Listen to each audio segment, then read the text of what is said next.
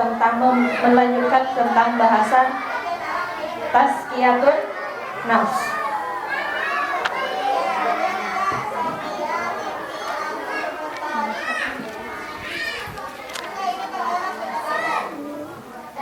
Bismillahirrahmanirrahim. Allahumma anfa'na bima 'allamtana wa 'allimna ma yanfa'una wa zidni ilman.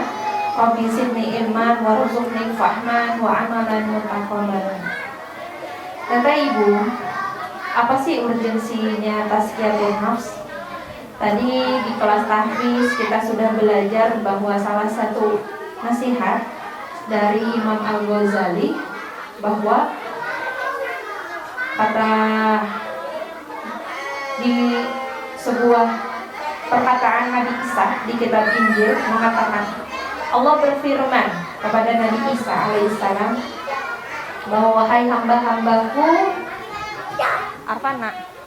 Wahai hamba-hambaku, apa memangnya?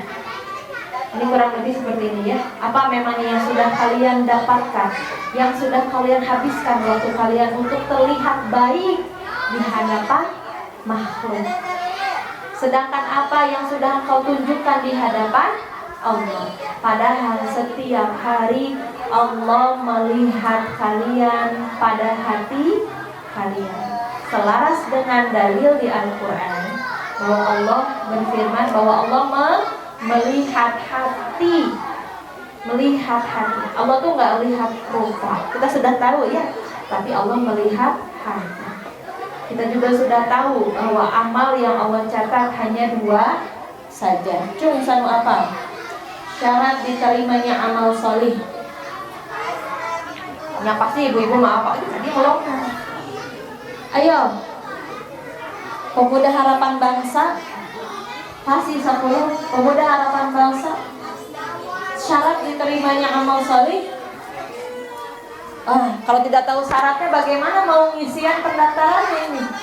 Mau ngajukan ke Allah, nah, apa syarat diterimanya amal?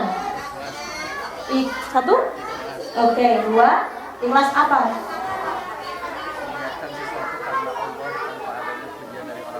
Betul. Terus yang kedua? Yang kedua? David. Itu David Bayu.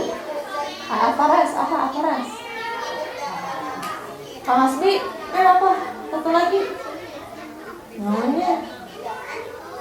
Yang kedua adalah sesuai dengan yang Rasulullah ajarkan dan contohkan. Sesimpel itu. Kalau tidak sesuai, tidak ada Rasulullah ngajarin, terus hati kita tidak ikhlas karena ingin melihat, karena ingin pandangan makhluk, gak dapat apa-apa nanti di akhirat. Rugi kan? Maka salah satu untuk bisa memperbaiki hati adalah dengan meluruskan niat. Bermasalah loh ini. Sekarang tuh banyak relasi, banyak diriletkan antara penyakit hati ini dengan kesehatan mental gitu ya. Padahal mah kalau dipelajari mah itu teh tauhid lagi, akidah lagi. Berapa banyak wanita sekarang tuh merasa tidak enakan sama temannya, sama tetangganya, takut dibilang gini, takut dibilang gitu, padahal dia dalam kebenaran. Berarti bermasalah dengan akidahnya. Dia ingin terlihat baik di hadapan makhluk, tapi ternyata dia menyampingkan kebenaran hak di hadapan Allah. Maka bermasalah itu hatinya. Yang bermasalah hatinya berarti bermasalah akidah. Lalu yang kita akan pelajari adalah bagaimana, how the way, cara kita bisa membersihkan hati kita. Walaupun banyak sekalinya, kemarin kita udah belajar apa? Zuhud terhadap dunia, terus ciri-ciri hati yang hidup, yang sehat, 4 hal yang bisa mempengaruhi sakitnya hati dan semuanya. Sekarang kita akan belajar bagaimana hati itu bisa terkondisikan apabila seseorang itu menahan hawa nafsu. Jadi bab hari ini adalah bab nafsu. Apa itu nafsu? Nafsu. Apa nafsu? Apa nafsu? Cung, ibu-ibu ada. Apa itu nafsu? Nafsu, dorongan hati manusia. Tapi tidak semua nafsu itu buruk. Ada hawa nafsu, dorongan hati manusia yang cenderung kepada yang Allah tidak ridhoi, itu baru hawa nafsu. Kata para ulama, nafsu itu semua manusia punya dorongan kan? Dorongan hawa nafsu nih.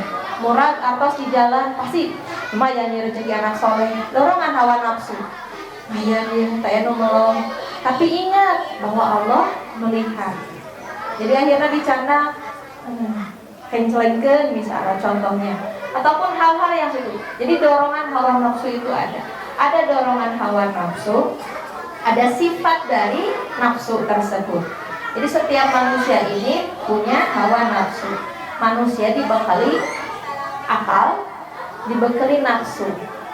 Sedangkan malaikat tidak dititipi hawa nafsu. Jadi kalau hewan dititipi nafsu saja, akalnya tidak. Kalau seandainya manusia ini bisa mengendalikan hawa nafsunya, maka dia bisa jauh lebih mulia dibandingkan malaikat. Tapi kalau manusia tidak bisa mengendalikan akal dan hawa nafsunya, maka Allah suka mensetarakan dia dengan hewan. Apa bedanya manusia dengan hewan? Makanya tadi diceritakan di tahfiznya, na'udzubillah, adakah manusia yang setega itu? Ada nggak hewan yang seperti itu? Sehewan-hewannya hewan itu tidak ada yang LGBT. Ya, misalnya teh kelinci jantan dengan kelinci jantan tidak ada, umumnya tidak ada.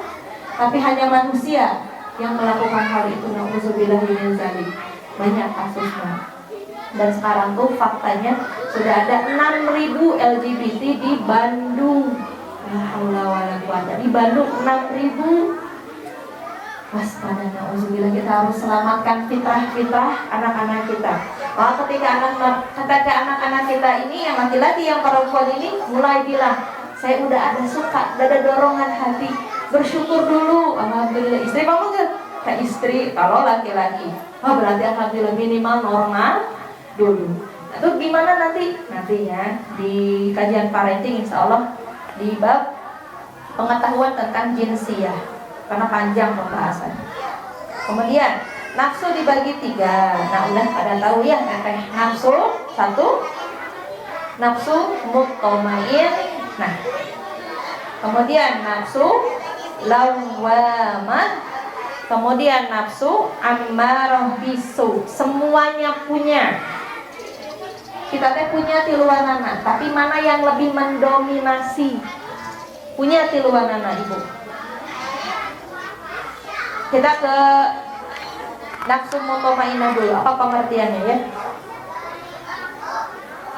Nafsu mutmainah adalah nafsu yang tenang, mengendalikan ini. Punya, semua orang punya nafsu mutmainah. Maka ketika kita menuntut ilmu, nafsu mutmainah kita ini aktif, dan nafsu amarah dan nafsu lawwamah ini sedang terpendam. Diaktifkan nafsu mutmainah. Banyak menuntut ilmu, tenang. Banyak zikir, tenang. Seperti apa ciri-cirinya? Nah, Qatadah berkata, yaitu seorang mukmin yang nafsunya tenang dengan apa yang dijanjikan oleh Allah. Jadi kalau di hati kita lagi ada ketenangan, karena Allah sudah menjanjikan apa yang pasti kita akan dapatkan sebagai makhluknya, tenang berarti kita sedang ada di nafsu mutmainah. Pindah lagi kita. Maka ingat yang kemarin ya, kalau kita pengen memiliki hati yang bersih, hindari 4 hal. Apa? Banyak makan, banyak berbicara, banyak bergaul, banyak apa? Berbaring, banyak banyak memandang. Hindari melongan SW. Gak ada kerjaan, scroll SW batur tinggalian. Itu sumber penyakit hati. Jol ada ahsad, jol ada iri. Ingat, kita punya nafsu mutmainnah. Aktifkan itu di majelis taklim, di majelis ini. Tinggalian batur dapat sepatu baru, panas. Saya mariraha, akhirnya